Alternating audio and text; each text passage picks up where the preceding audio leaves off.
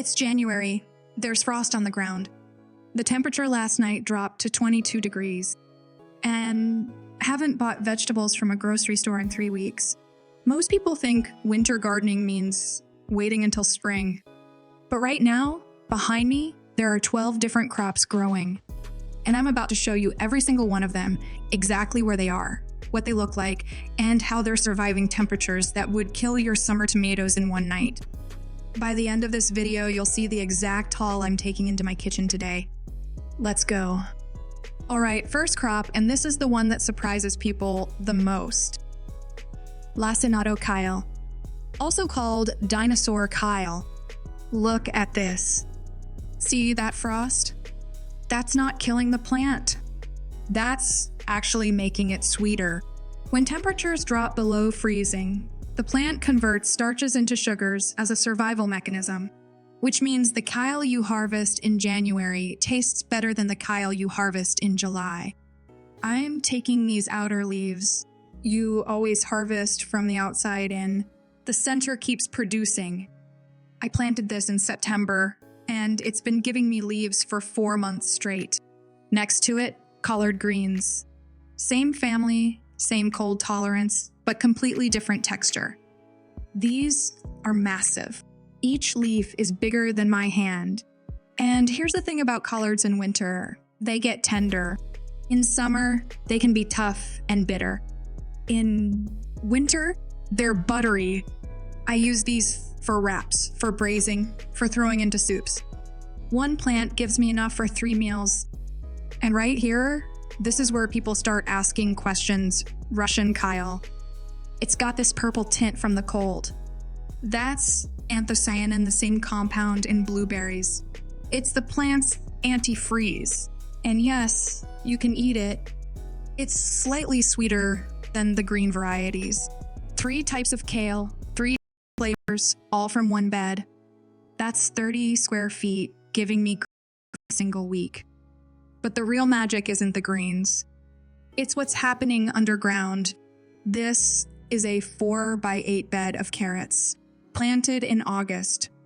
And they've been sitting here underground since November. That's a Nepali carrot, 8 inches long. And it's been through 6 hard frosts.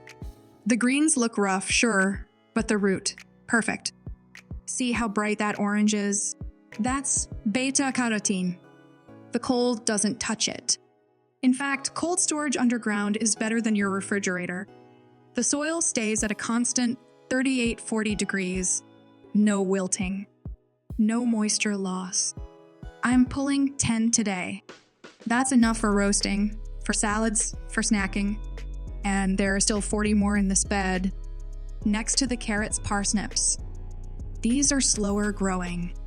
I planted these in July, but the wait is worth it because parsnips don't even taste good until they've been through a freeze. Before that, they're starchy. After frost, sweet, nutty, almost like a carrot crossed with a potato. I'll roast these with the carrots. Same temp, same time, completely different flavor. Now, this is the crop that saves me the most money. Leeks. Look at the size of this thing. That's a foot long. The white part is what you want. That's the blanched stem. It's mild, creamy, perfect for soups. 1 leek costs $2 at the grocery store. I've got 20 in this bed. That's $40 worth of leeks, and they'll sit here until March if I let them. This is going into potato leek soup tonight. Last root crop beets, and these are the weirdest. Detroit dark red. They look dead on top. The greens are completely frozen and wilted. But the root, totally fine. The greens die back, but the beet itself is insulated underground. I can pull these anytime. And when you roast them, they're candy sweet. That's 4 root crops. 4 different flavors. All sitting here in the ground, acting like a free refrigerator. Now here's where it gets interesting. Everything you've seen so far has been unprotected, just plants in the ground with maybe some mulch. But this is cold frame. And inside here, it's a completely different world. Look at this lettuce. This is winter density, also called crackerel du midi. It's a romaine type, and it's crisp, full-sized, and ready to cut. Outside this frame, lettuce would be frozen solid. Inside, it's 15-20 degrees warmer. The plastic traps solar heat during the day, and the thermal mass of the soil releases it at night. I planted these in October, 12 weeks ago, and I've been harvesting them for the last month using the cut and come again method. Next to the lettuce, spinach, Bloomsdale long-standing. This is the crop that made me stop buying greens entirely. One packet of seeds planted in September, and it's still producing. These leaves are thick, dark, and they don't have that metallic taste summer spinach gets. I'm taking the outer ring. The center keeps growing. In 2 weeks, I'll come back and harvest again. Back here, and this is the fun one, Asian greens mix. This is Mizuna, Tatsua, Komatsuna, and Tokyo Bekana, all in one patch. I broadcast seeded this, which means I just scattered the seeds and let them grow dense. I harvest these with scissors, cut them 2 inches above the soil, and they regrow. I've cut this patch 3 times already. This goes straight into stir fries or salads, spicy, tender, and it grows faster than lettuce. One more protected area, this low tunnel, arugula, astro variety. Arugula is spicy in summer, almost too spicy. In winter, under a row cover, it mellows out. Still peppery, but balanced. This entire 3-foot by 6-foot patch will give me salad greens for another month. And when it's done, I'll replant for spring.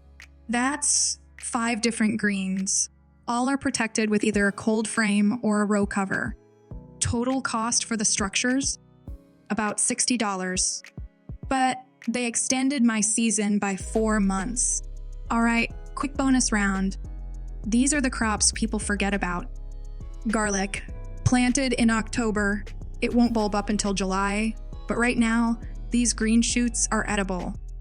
You can use these like scallions. Mild garlic flavor.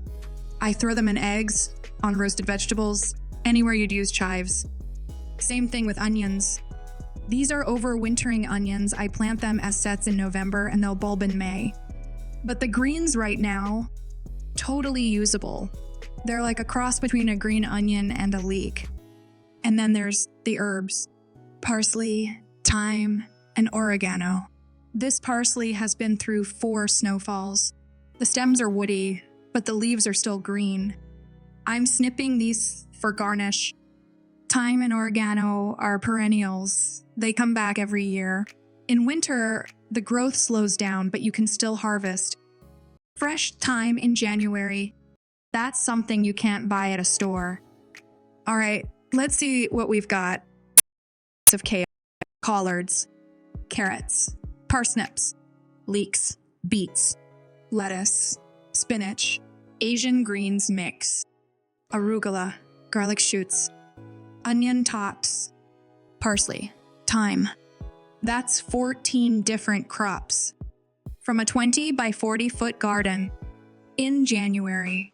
If I bought this at the grocery store, I'd spend at least $40, and it wouldn't be this fresh. This was in the ground 20 minutes ago. This is what winter gardening looks like in Zone 7. It's not glamorous. The beds aren't Instagram perfect, but it works.